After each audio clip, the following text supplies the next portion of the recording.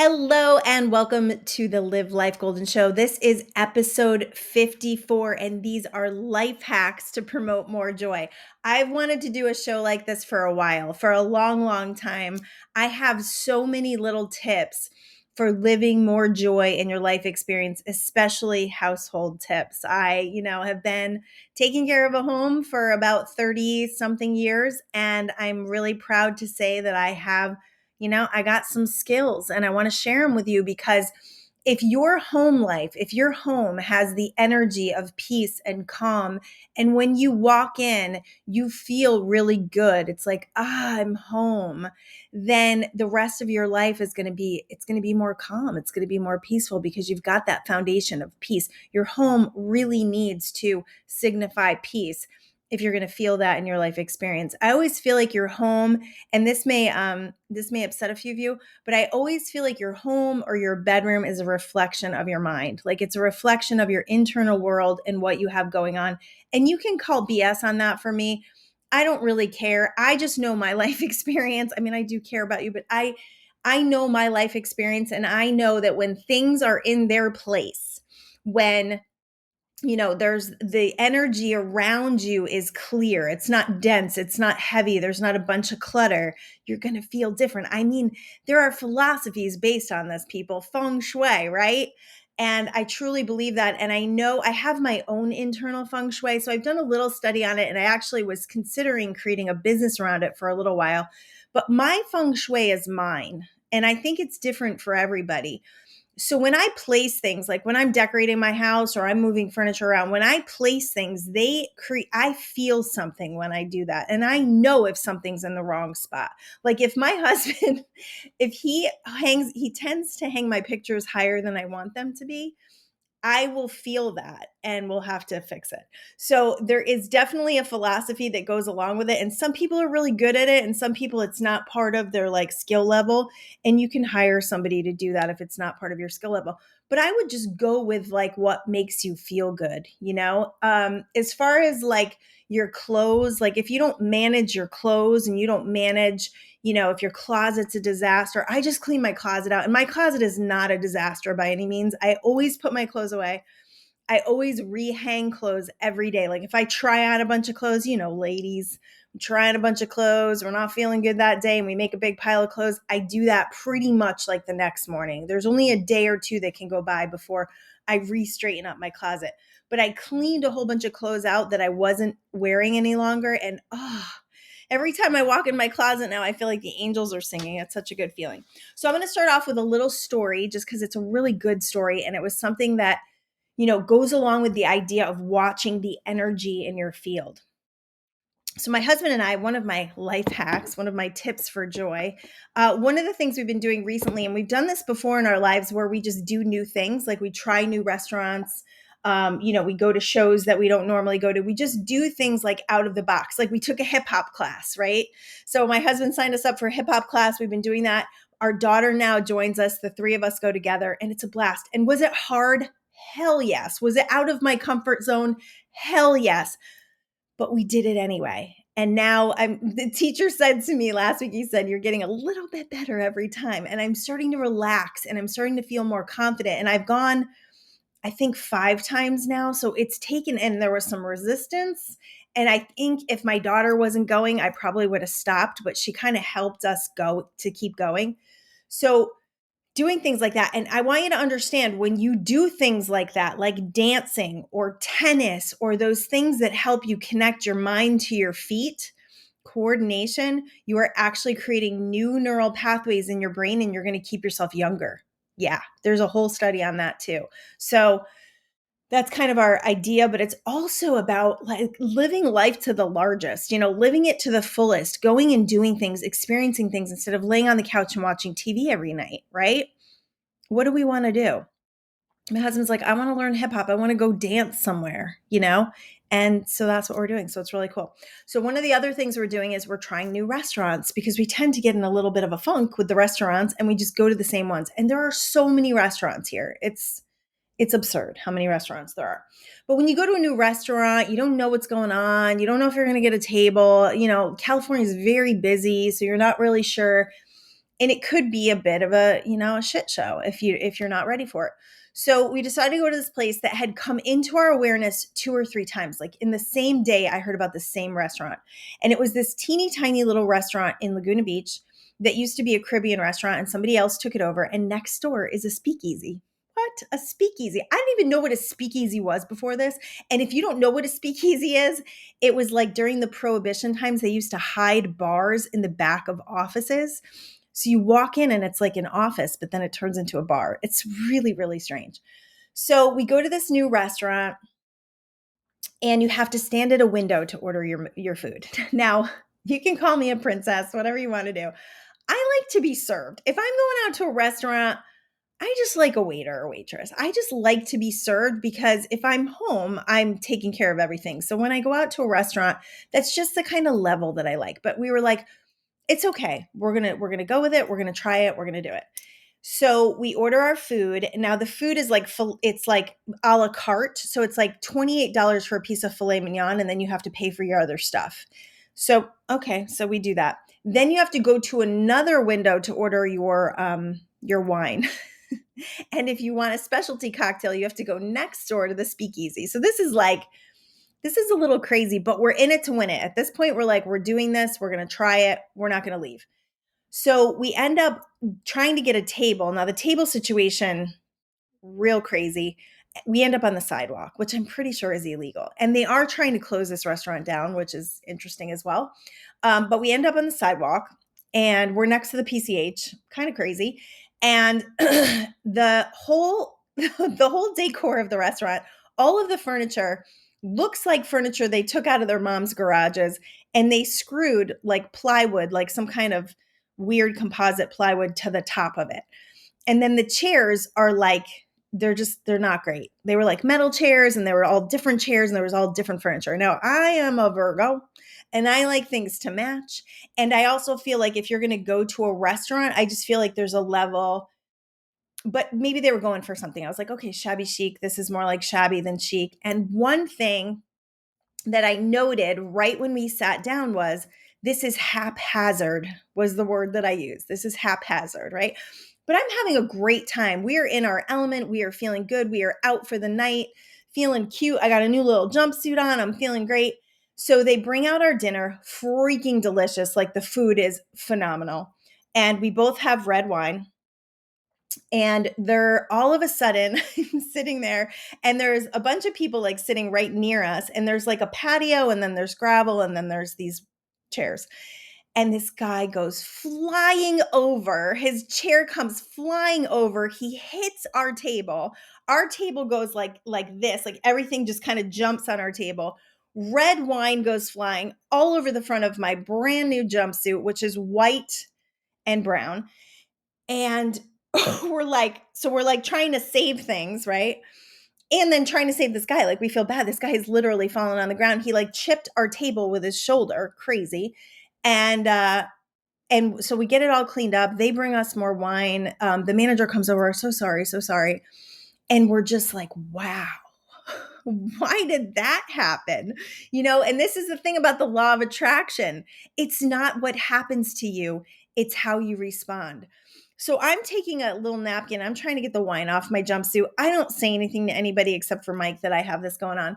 And I look at Mike and I say, and we're going out afterwards. So he's like, well, if we have to go down in Laguna and get you a new outfit, we will, whatever. And I said, no, I'm going to pull a Fred Dodson. And if you've never heard Fred Dodson's Parallel Universe of Self, I would highly recommend it. Listen to it. It's on Audible. So good. But what I thought was he had broken his hand while he was riding a bike and he refused to believe it was broken. And within an hour, it was healed. So I was like, I'm doing that with my jumpsuit. Like I am literally, this wine is going to disappear, right? So I totally ignore it. We are so calm and so peaceful. We were the best people for this guy to land on because we were just like, it's fine. It's fine. I hope you're okay. We just kept saying, I hope you're okay. So we finish our meal. We go into the speakeasy, which was another strange event with broken furniture. And we leave and we get in the car and I still have wine all over the front of my jumpsuit. And we're totally chill. We're totally peaceful. And my husband was like, God, we really handled that well. I'm like, yeah, just like so calm. So then I remember, and here's a life hack for you. I remember, oh, I have a Tide stick and I have wipies in my glove box. Something I always carry with me in my car is wipies and a Tide stick. Always have it in my car because you're always going to need it. It's just like one of those things of life. And it's like, oh, I have this. I'm so prepared. So I use the Tide stick. I use the wipies. The wine is gone. We go on to our next place. We have a fabulous evening. And that little mishap of that haphazard place was gone.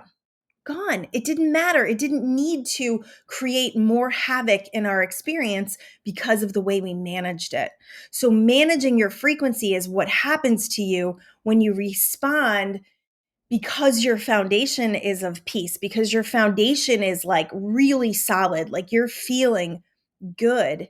And you don't look at that situation and go, oh, that wine spilled on me, so I must not be feeling as good as I feel. Well, I'm really in touch with my feelings. I'm really in touch with my emotions. It's something that I practice on the moment to moment basis is how do I feel? And if it's not how I want to feel, then I work on shifting that and interrupting those feelings. So I could have been super bummed out about that wine on my pants. And I'm telling you right now, if I was, it wouldn't have came out. So, life hack, wipies, Tide stick in the glove box. A couple other things I carry in my glove box, just so you know. I carry aspirin. I carry allergy pills because I tend to get a little scratchy throat in California. I carry some makeup, my powder, so I'm not shiny. Toothpicks, because my husband, he's got really spacious teeth and he always needs a toothpick. So these are a few things that we carry in our glove box. I think we have a flashlight in there too, just so we're always prepared. So it's in there. I think we also have a thing of change, which you don't really need anymore with the meters on the road now. They're actually an app now, but used to need change for that. So change as well. So it's always a good idea. Even to carry like a little bag of cash is not a bad idea and tuck it in your glove box just in case, right? And this doesn't mean we're preparing for the worst. This just means we're preparing. We're just preparing. We're just prepared all the time because it could be somebody else that this happens to. I was riding to a thing with a friend of mine and she had chocolate all over her pants. And I was like, I got you. Tide stick, wipey, done. Boom. Tide sticks are like a miracle. You marry that with a wipey, it's done. And wipies, I can't tell you how many times wipies have come in. And that's definitely comes from like my parenting. And now that I'm a grandma, did I just say the G word? Now that I'm a Gigi, I always carry my wipies with me because you just never know. Your hands get sticky. I get makeup on my hands, whatever. I always am prepared. So preparation is a big part of creating that peace and joy in your life and always feeling like, that universal support. Like I'm always one step ahead. I'm always prepared. All right, so I'm going to give you some laundry tips. Now, this is probably the number one thing I do in my house that makes my house run smoothly. And I have been working on one of my children to understand this. And I don't know about my other kids. I don't know if they took this. But I remember when I had 4 children and I was doing all of their laundry, and I've always done my husband's laundry. Since he was like a teenager, I've done his laundry because it's just part of my love. It's my love language. It's how I take care, right? Um, so when it comes to laundry, this is the thing about laundry. If you let it pile up, it becomes an irritation. It becomes a task. It becomes something that's draining. So I realized when I had all these children that, letting the laundry pile up was an issue for me. It was hard. It was difficult. It was overwhelming. So now almost on the daily, I do laundry. I know it sounds crazy. I actually think I might have gotten this from my grandmother. That's what's popping into my head. My grandmother used to do this.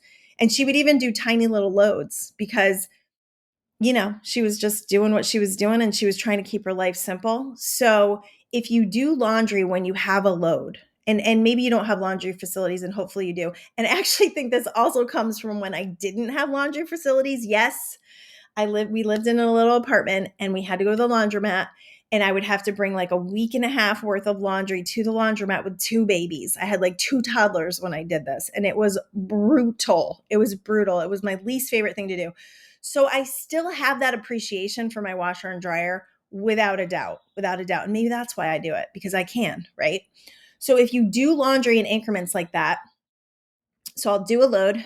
I'll throw it in the dryer as soon as I can. And if you have a full-time job, this may not feel doable, but it totally is. It totally is. You get home from work, you throw in a load of laundry. It totally is doable. And when we say we don't have time to do stuff, it just means we don't take the time to do stuff. If we really looked at our life and we really looked at like how long we spend scrolling, how long we spend on the TV, whatever, or I'm too tired.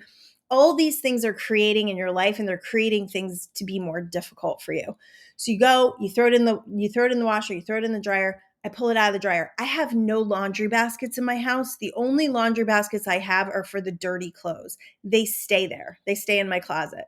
So when I pull my clothes down to go downstairs, I only have a little bit. I take it downstairs. I also have a basket on top of my washer, which is where my husband puts his clothes, or other people, if they want me to wash their clothes, is on top of the washer. So I pull it out of the dryer. I put it on the kitchen table. Yeah. It's not going to stay on the kitchen table for very long. No, it's not, because that's my kitchen table. I fold it like that. As soon as it comes out of the dryer, it's folded, and I put it on the stairs, or my husband keeps his clothes in the garage. I put it in the garage, right? So then I bring it up the next time I go upstairs, and I usually put it away. If I don't put it away, I usually do it the next day. So this is like, I'm telling you, your life will run so much smoother if you take my advice on this. And it's just a matter of making it a habit. That's it. It's just a habit. That's all it is. So easy. Our towels, we do hang our towels up every day. I don't wash towels every day. I think that's insane. At one point in my life, I used to throw the towels in the dryer so they were like fresh and fluffy. I just don't do that anymore. We hang up our towels and we reuse them, and then when I feel like they're dirty, I wash them. Okay, so that is laundry. Laundry, laundry, laundry. You want to make your laundry life easier, because it can become such a task when you have 6 or 7 loads to wash, dry, and fold. Good Lord. It's just annoying. When my kids were little, they had baskets. I think I shared this before. They had baskets that I would put on the stairs. I would put their clothes in their baskets, and then I would tell them to bring their baskets up and put it away. So they are used to this. Now, my 18-year-old right now, not so much. My 20-year-old is very organized. She does her own laundry. She puts it away. She's just like me. She does the same thing. My little one, we've got a little issue with doing laundry right now. I'm not going to lie. It's a big pile, and we're talking about it. We're talking about managing life and feeling good and keeping a clean room. This is an open conversation, but it's not something that I shame her for.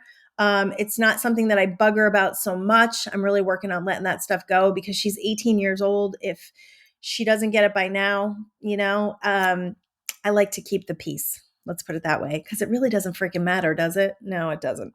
And she'll figure it out. She'll figure it out. I truly believe and trust in that. All right. So when it comes to the kitchen, I keep my kitchen very clean. I pretty much do the dishes when they're there. Every once in a while at night, I will leave dishes for the next morning, because in the morning I'm very motivated. I'm working, I'm doing my thing. And so it's okay. But I never leave. Like when I'm cooking, I wash dishes as I cook. I totally do, because I never want to finish cooking and have all these dishes to do. That feels daunting. That feels awful. And that makes me not want to cook. Another thing about cooking, something that I've realized recently, I used to create a lot of resistance around cooking, and I'll tell you why. Well, first of all, big family, right?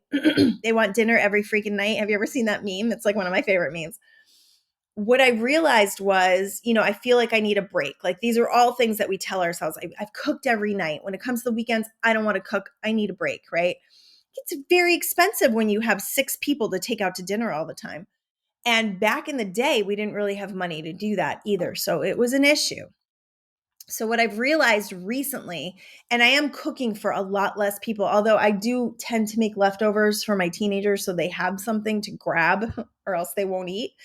What I've realized is that my resistance was all in my head, and I do really love cooking. So the biggest thing I think about cooking is that we don't know what to cook, right? Like we don't have any ideas. So get yourself some good cookbooks. I've got paleo cookbooks that I love, that I will often go through. Now, oftentimes we don't have the ingredients, right? So one thing I've never really meal planned. I've never done that before.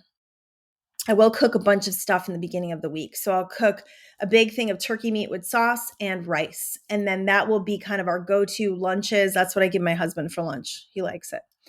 Sometimes I'll make a bunch of chicken, like I make a bunch of chicken nuggets and I make those paleo style with pistachios, and then I make an aioli sauce, and that's amazing. And that's a quick grab for everybody. So I do a few things like that. But when it comes to dinner, I will just go in the fridge, go in the freezer, and I'll ask. Yes, you can ask divine guidance for cooking. And I'll say, what should I make tonight? And then boom, a whole thing will it'll just orchestrate for me.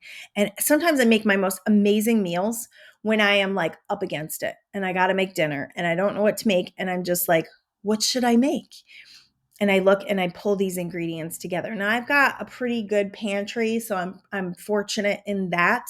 And I'm also fortunate to buy the food that I need, which I really and truly believe we can all do if we believe that. That's part of living in abundance, is believing you have what you need. I used to say that all the time. That was my mantra for a while, because when we were really living up against it, I'd go to the grocery store and it would be like, oh, a lot of resistance around buying food and watching all of our money go. And I would just say, I have what I need. And then I realized that that was constrictive. So now I say I have more than enough. And sure enough, I have more than enough. Same thing with gas. I'm not sweating about gas. I do get a little surprised about how much gas goes in my car, but I don't sweat it, because this is the thing. When we sweat things, especially when it comes to money, when we sweat things, when we get upset with ourselves for spending money, we create a whole bunch of energy around money that blocks it from coming. So in order to live in abundance, that doesn't mean you spend like crazy. It means that you allow it to flow in and out. So when you start to feel anxiety and worry, you just say in and out, in and out. So I had a little thing happen a few years ago that really shifted this stuff for me. And this was the second time we had gone through our financial stuff when we moved to California. And we were, kind of up against it, barely making the rent, really, every month was kind of a miracle. And my husband bought me these tickets to this show called Cavalia, which was the most amazing show I've ever seen in my life. And it was in this huge tent. And I remember looking up the tickets when we first got here, and it was like $250 a ticket. It was absurd.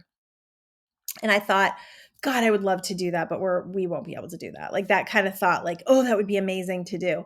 And it's this show with horses, and the horses are the most majestic and beautiful characters I've ever seen in my life. They are just incredible. And they put on a show and they're dancing with the horses. And you can tell that these people truly love these animals, and these animals truly love these people.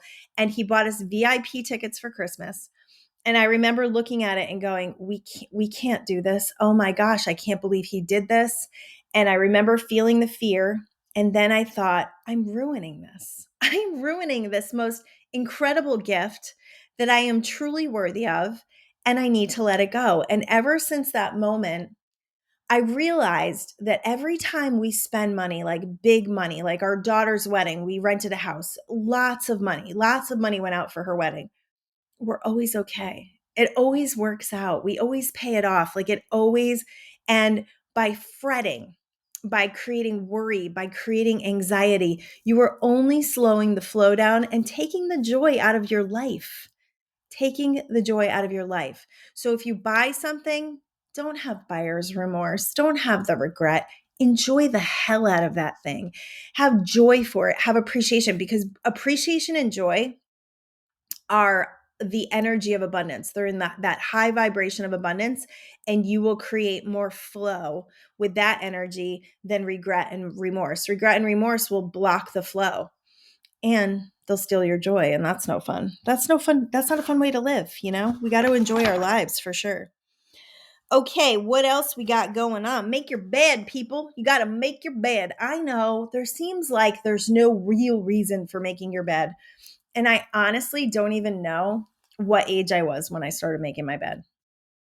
I want to say it was like 14, 15, quite honestly, because I recognized, and this could be again the Virgo in me, but I just recognized how much better I felt when I would come home from school or come home from my job and my bed was made and I could get into this beautiful, lovely bed. I just felt better.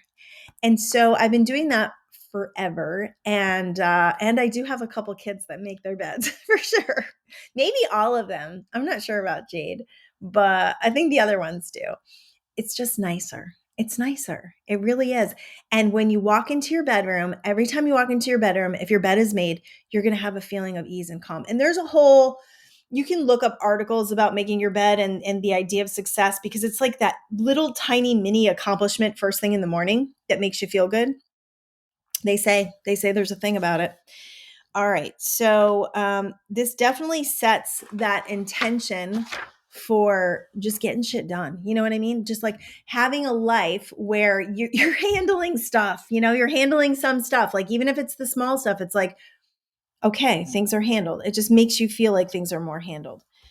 Okay, so I've had this kind of zero tolerance for a long time, and it goes along with tidying up my house. So I've told this story before where I would get upset with my kids and it would cause all this stress.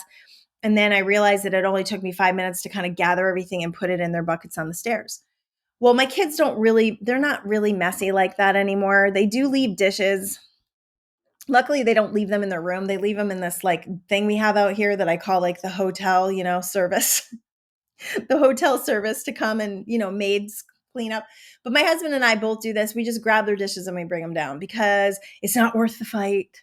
It's not worth the angst. It's just not worth it. So it's easy to just grab it, bring it down, throw it in the dishwasher. It's done. So I have a zero tolerance policy for pretty much anything in the house. I just kind of put things where they belong. And because of that, I pretty much can always find stuff. And I've got kind of a system where I keep my mail on the counter behind my tissue box, like the bills that need to get paid, I put them behind the tissue box. And then as I pay them, I either throw them out or I throw them in a drawer. Very simple. Simple to stay organized. Every single day I go through my mail. Every single day. And I throw out the junk mail. I do not let the junk mail sit. I do not let it pile up. I know people that do this. I know people that don't go to their mailbox for a long, long time because they don't want to deal with their bills. Guess what that's telling the universe? It's telling the universe that you don't believe in the flow of your life experience. I go to the mailbox pretty excited because I believe in mailbox money. And I have had mailbox money happen to me on more than one occasion where you just get an unexpected check in the mail and it's like, oh yeah. I'm also very grateful when I pay my bills. Thank you that I have this money to pay my bills. Thank you for the ease and the flow of paying bills. If we feel that gratitude on this end, we're going to create so much more. We're going to let the stress go. I'm telling you, the stress is doing nothing except creating a life of suck. That's all it's doing. You're never creating more money. You're never creating solutions. You are literally in the problem and you're blocking the flow to all the blessings that could come. So get out of the problem, get out of the stress. You've never added one day to your life by being stressed. You are deducting from your days. You are decaying with stress. Look it up. Look up some YouTubes about what stress does to your body. They have linked stress directly to disease, linked it directly to disease. I think I shared recently, I was watching a Bruce Lipton, who I love, and he was saying that less than 1% of disease is actually genetic, and that we can change our cells based on how we feel inside, based on what we focus on, based on the life that we promote. So do you want to promote stress or do you want to promote peace? Do you want to promote vitality or do you want to promote decaying? It's up to you. It's your choice. You may not feel like you have a choice, but you absolutely have a choice. And if you're listening to this podcast, I'm sure you know that by now. Okay, moving on. So yeah, zero tolerance, zero tolerance for the stuff in the house. Bring the stuff up that needs to go up. Put the stuff on the stairs that needs to go upstairs. If you're in a one-story house, God bless you. I may move to that someday. Put stuff where it belongs, or at least near where it belongs, so that when you're walking by, you can grab it. So there was a thing, and I believe it was what's his name, Jack Canfield. There was this talk that I heard a long time ago, and it was called your irritation list. And it was all the things on your irritation list that irritate you. Basically, they're on your to-do list. You don't get to them, but you constantly think about them. So you constantly use your mental energy to think about the fact that you need to do that. Okay. So it takes away from your life experience. You're not being present when you're thinking about the irritation list. You're not being at all productive when you're thinking about this list. You're creating actually more stress when you think about this list. So, quite a few years ago, I had this bedroom window right next to my bed. So, when I opened my eyes in the morning, I would look out this window and there was a whole bunch of weeds. We had a really nice pool and there was a whole big stalk of weeds. And every day I would wake up and I would see those weeds and I would start my day off with that to do, with that irritation. So I decided that from that moment on, I was going to take the irritation list, and every time I saw something that needed to be done, I was going to go do it. Now, these weeds literally took me 5 minutes to pull out. I woke up the next day not seeing them, not feeling that, not having that mental energy. So I ended up creating a whole program around this and kind of I don't know what you'd call it, a branding of being a badass. And it was all about being a badass in your life and making decisions based on what needed to get done and going and doing it instead of telling yourself over and over and over again that you needed to do it. Just go do it. Just get it out of your field because that mental energy that you're using up is stealing your joy. It's absolutely 1000% stealing your joy on a daily basis, and it's decaying you. It's absolutely decaying you. So one thing that I like to do right now is I will do lists. If I have a bunch of like little to-dos like pay these bills or write a letter to this company or do this, like the little minutia in life that can really just pile up. One day I'll just take and I'll just write a list and I will knock stuff off the list. And man, does that feel good. It feels so good.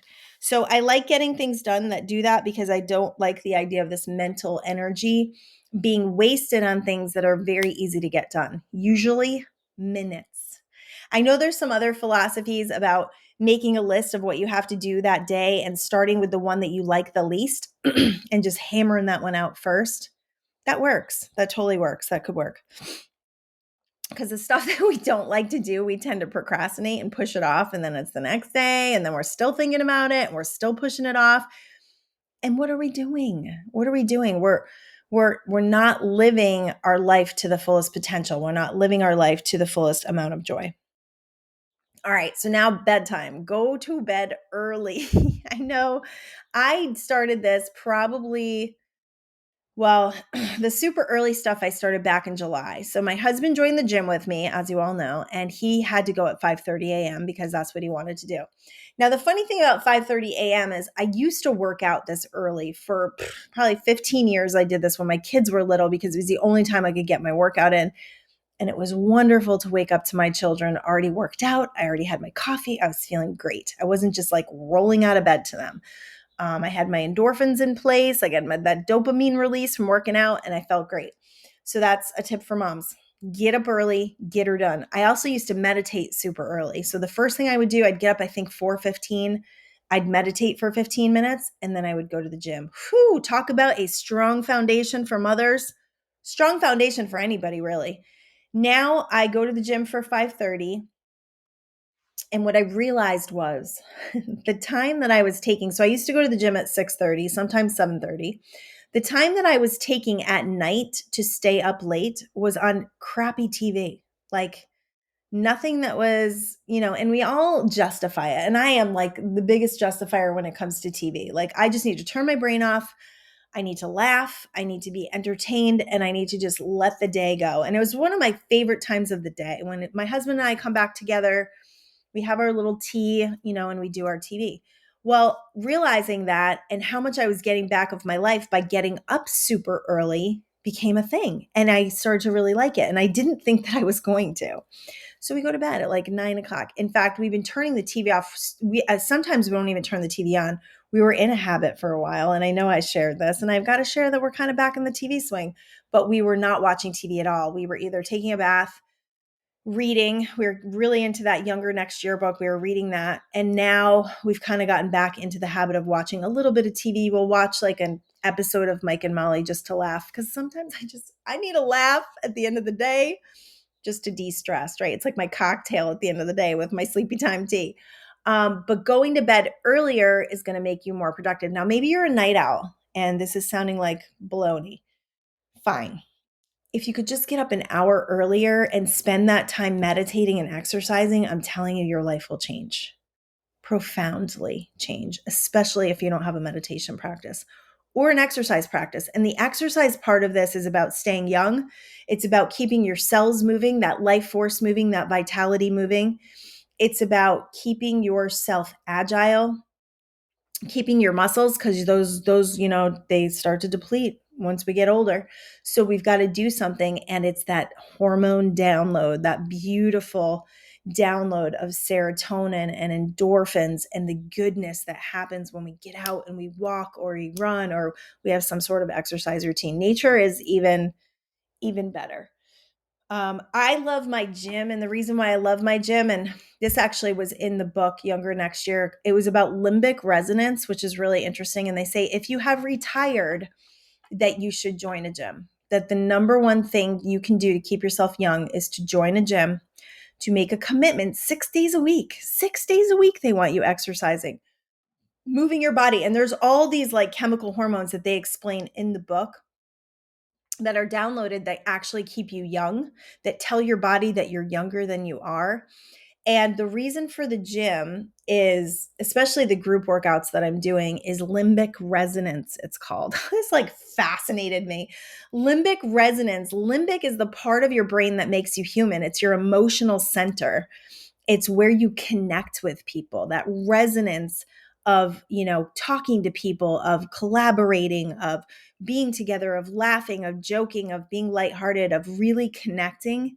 That's what will keep you young. A lot of people that kind of, deteriorate fast and create from dementia and Alzheimer's, they're alone. They don't have that stimulation. It's stimulation. So limbic resonance, such a cool thing. Oh, and I want to just go back to the kitchen thing really quick because this is a life hack that saved me on many occasions. You know how you like run out of stuff all the time? So I would run out of things like coffee filters, and then I would forget to buy them over and over again. And then I'm like cutting paper towels for coffee filters. Or there were just a couple of items that I used to do this with all the time, like tinfoil, and then I would forget the tinfoil and it's a pain, or plastic wrap. And now, in the days of Costco, you probably don't, none of you agree with me, but there's certain things that I always have two of. So I have two ketchups, I have two tin foils, I have two coffee filters. I got a lot of coffee because we go to Costco. I have two, what else was there? Mayonnaises, like the condiments, like the things that you run out of and you're never really sure. And then when I take the one, when I use one, I take one, I still have one left. That's when I buy another one. So I always have two. Just a little tip. It's just little tips. It made my life a lot easier. And then if I forget 2 or 3 times to get it, I'm not out of it. It's not a big deal. All right, that was a silly little tip. Oh, and back to the laundry. One more thing. Something that has changed my life with laundry. And I don't know if you care about wrinkles, but I do. I don't like my clothes wrinkled. I'm a Virgo. A steamer. So for the longest time, I had an ironing board. So if you love to iron and you love the creases, this is another awesome thing. I had an ironing board that my husband put in our wall. So they come in a little cabinet, and then you cut a thing out of the wall and you put it in the wall. And then you just open the door and the ironing board swings out. Biggest issue with ironing is that damn board, like opening that board. So when we had apartments and stuff and I had to pull out these boards, I'm like, this is insane. This is not fun. And then we didn't have room to leave it out. So we'd have to like fold it up and put it in a closet. So I discovered steamers and I love them. So you just fill it with water and you steam it out and all the wrinkles are gone. You don't get the pleats, but I don't care about pleats. But all your wrinkles are gone. It's amazing. It really is. And I shared that with my friends and they all love their steamer. All right. Oh, yeah. So going back to staying up late at night, most bad habits occur in the evening. Drinking, eating crappy, most of that stuff occurs in the evening when we're not so busy. So if you cut that time, if you're getting in bed 8, 8:30, 9 o'clock, you don't really have a lot of time to drink alcohol. You're not really going to drink alcohol either if you're going to bed that early, because you never want the alcohol messing up your sleep, especially if you're going to the gym. So that keeps you pretty good. That keeps you pretty sober. And, I still have a relationship with alcohol. It's fine. It doesn't bother me. I think I've cleaned it up a lot and created some sort of balance with it, and that's important. So that's the other thing. Bad habits begin in the usually occur at the night. Keeping your body nourished. So this is something I did my last podcast with my friend Jeremy, and he talked about eating every 3 hours. Wow, has that changed my life? Y'all know I was doing that low carb, high protein thing, and my energy levels were sucking. If your energy levels are not good, I'm going to tell you it's probably what you're eating, because what we're eating is our fuel. It's our fuel. So I added carbs back in. I'm eating 3 times a day. Not 3 times a day. I'm eating like 5 times a day. It's amazing. And I feel fantastic. My workouts are amazing. I'm sleeping great. My energy levels are off the charts. I'm not even needing naps anymore. So there's something to be said for balance. And if you are interested, Jeremy does do nutritional counseling. You can find his link in my last show. He's amazing. He'll take you through the grocery store. He just did it with a friend of mine. And he came into the gym the next day, like on top of the world, telling me all the things that he could eat again. So the high protein thing works for some people, I think. For me, I think it stalled the crap out of my metabolism. Like I just stopped losing, so I had to do something different. So we'll see. We'll see. I am losing, so we'll see. All right. Cut down on the things and people that bring you down. Cut down on those things that lower your vibe. By this time, you should know your state, your mood is your point of attraction. So if you have people that drag you down, if you have conversations and you're on the phone and you get off the phone and you don't feel good, limit those conversations. I don't care if it's your mom. I don't care if it's your dad. I don't care if it's your kids. I don't care who it is. You have the right to feel good and to manage your time and to have boundaries about what you're allowing into your experience. Without a shadow of a doubt, we got too much obligation going on, too much people pleasing going on, and it doesn't serve you. I did do a podcast on that was really, really impactful. All right, so get honest. Yeah, get really honest about the people in your life, about the activities in your life. If you've got bad habits going on, let's take a look at that. I just decided I read, oh my gosh, we found this thing called After School on YouTube. It's so cool. So it's speeches and motivational things that people have done, like Jim Carrey. There's some of Bruce Lipton, Alan Watts. I'm trying to think of who else. Lots of different people, but it's cool because they do the speech like the person's talking and they draw cartoons like to it. So it's like a different part of your brain. That's actually what we've been doing with a lot of TV lately is we're watching YouTubes or different things that are actually expanding our minds. That is such a good tip. If you're going to watch TV, watch something that actually expands your brain. I know it's fun to watch crappy TV sometimes, but it's not always good for your vibration, especially if it's like scary or evil or murder or anything like that. Low vibe stuff, get it out of your experience because it is affecting. I know you may feel like it's not affecting, but it absolutely is. You got to manage the frequency and allow stuff in. Get rid of the news, man. Get rid of the news. The news is never going to tell you something that's going to make you feel good. I think it may be like 1% of the time they have a feel good story, and then they usually just back it up with a murder. Like literally, there is nothing good on there. Nothing good whatsoever. One thing that I've gotten really good about, and I know I don't have kids in my car anymore, really. I keep my car very clean. My car is spotless because first of all, I have a nice car. So I want to keep it nice and I want to show my car that I really appreciate it. Even if you have, a clunker, you can show it that you love it and appreciate it. And that will actually connect you possibly with a nicer car because you're appreciating the one you have. But I just have a zero tolerance policy. Every time I get out of my car, I look for the garbage. I take it out. The clothes, I tend to have a lot of clothes in my car because it's chilly here. So I have jackets and whatnot and different shoes. And I just take them in. It's not that freaking hard. It's just thinking about it. It's going, all right, what do I need to get? What do I need to gather? And then every time I get my car, it's nice and clean. And then I don't have to worry about all the junk and the food and, all that stuff. I know if you have kids, it's a little more challenging for sure.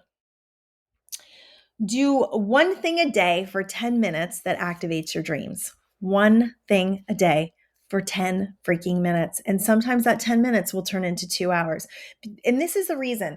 So there's a book out by Stephen Pressfield. It's called The War of Art. And it's all about our resistance to creativity and how we will constantly put things off that we want to do. And that becomes on our to-do list, right? That becomes part of our mental anguish of not doing the things that really feed our soul.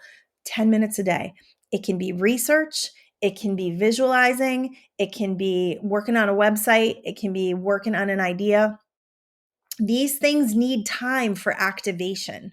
If you're not activating them, they're way out here as a wish and a hope and a prayer. Like they're not that strong. If you want to activate energy, you have to spend a little time doing that, searching for people that are doing it, looking at what they're doing, different things like that. 10 minutes a day. Listen to positive messages and read positive books.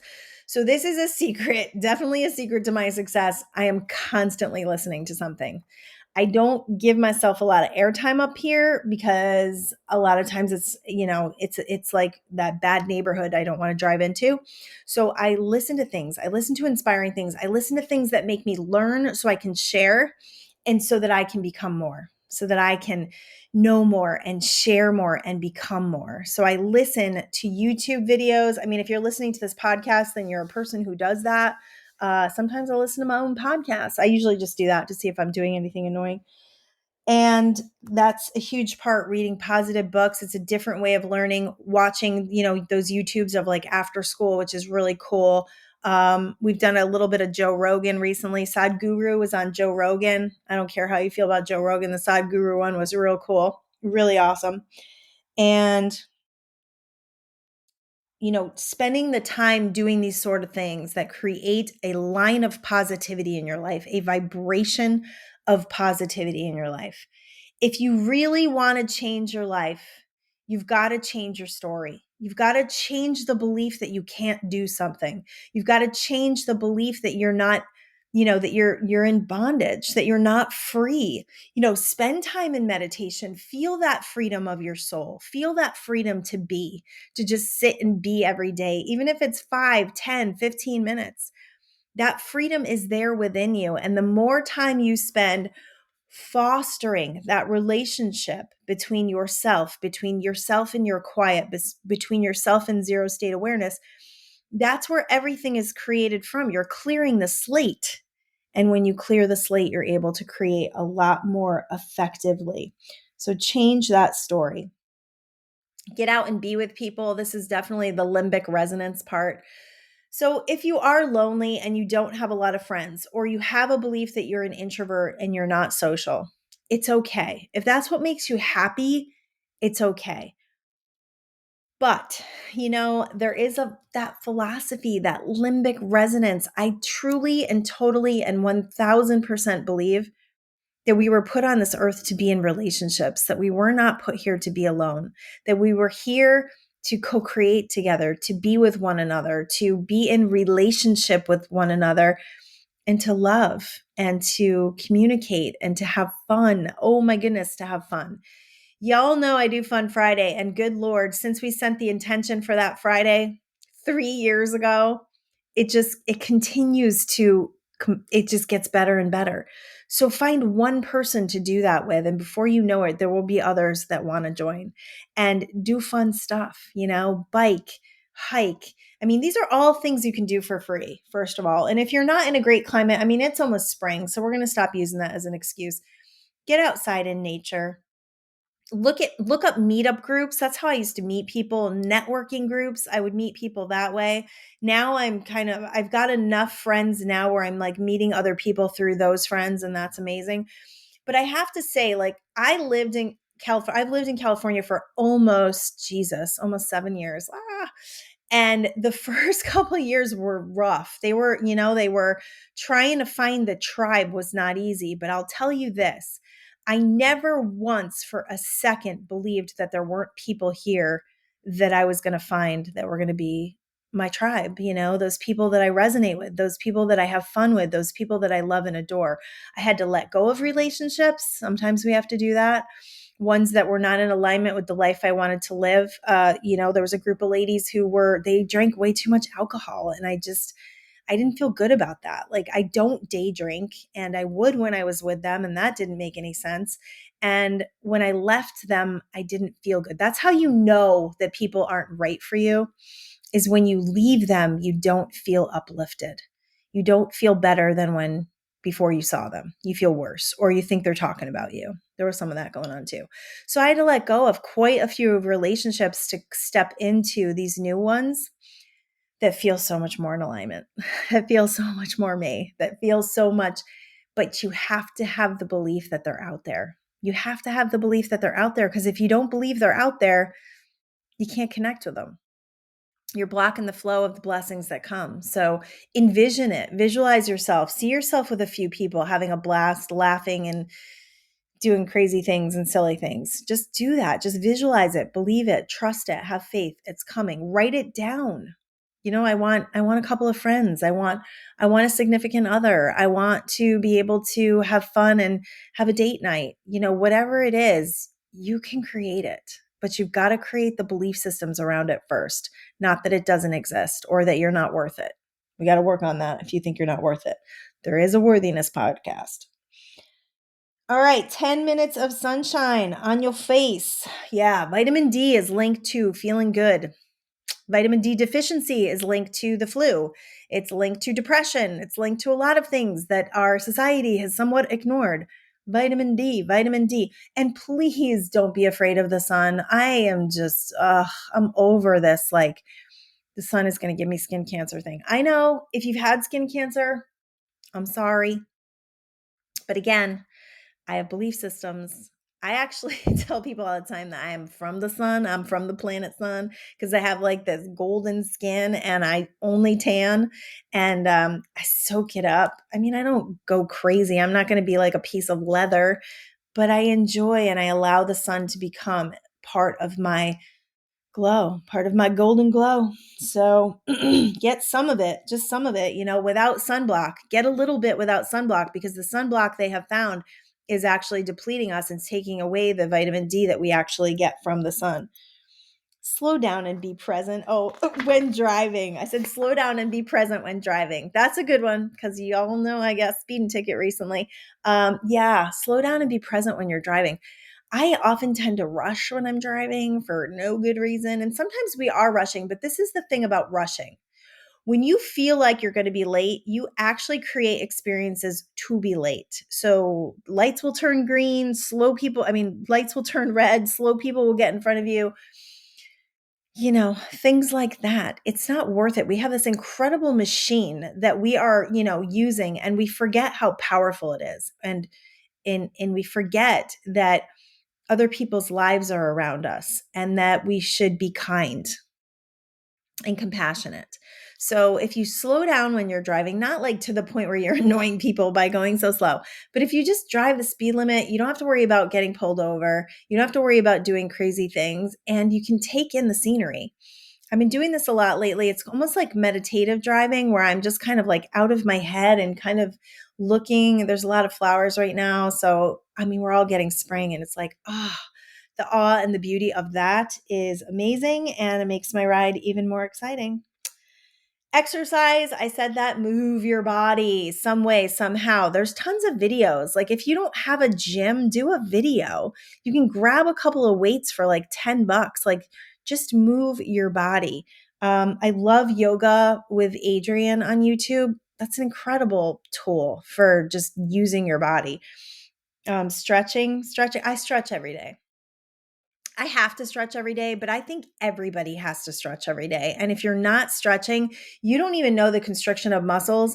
And when those muscles are super duper tight, you could be having issues that are just tight muscles. I often think that knee injuries that turn to surgery, shoulder injuries that turn to surgery, lower back injuries that turn to surgery, I think all of those things could be eliminated by stretching.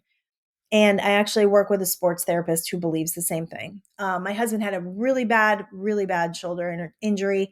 He has cured it by therapy and stretching. He does like the pull over and down. Everything can be cured by stretching. I really believe that. Moving your body, getting in touch with your body is a big part of that mind, body, soul connection. I shared about going to new places, following your heart and your intuition and not your habit and minutia. Yeah. So, a lot of us are on autopilot. We're driving to work. We don't even remember the drive. We're doing our job. We're coming home. We're just doing the same thing over and over and over again.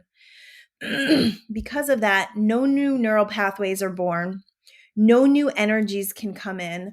There's no activation in the divine energy or the universal orchestration. And life becomes very freaking boring. And that is no fun. I intend for fun pretty much on a daily basis. And if you do that, it's funny what happens. Like you'll meet people, you'll be laughing, you'll be lighthearted, and these are just strangers. And it's fun. It's a lot more fun than just being in your minutia, being up here, right? In that business mode. I talk about business mode, and that's when you're totally in your mind and you don't even have an awareness of people around you. So people will talk to you and you don't even hear them. And this has happened to me a lot where I'm like, they totally missed that. And it was so funny. Business mode. Business mode is seriousness. Business mode is if it's up to me, if it's to be, it's up to me. Business mode is shutting down all the divine energies. It's shutting all the miracles out. It's shutting all the blessings out. That's what business mode is. So if you're in that mode, you're not available.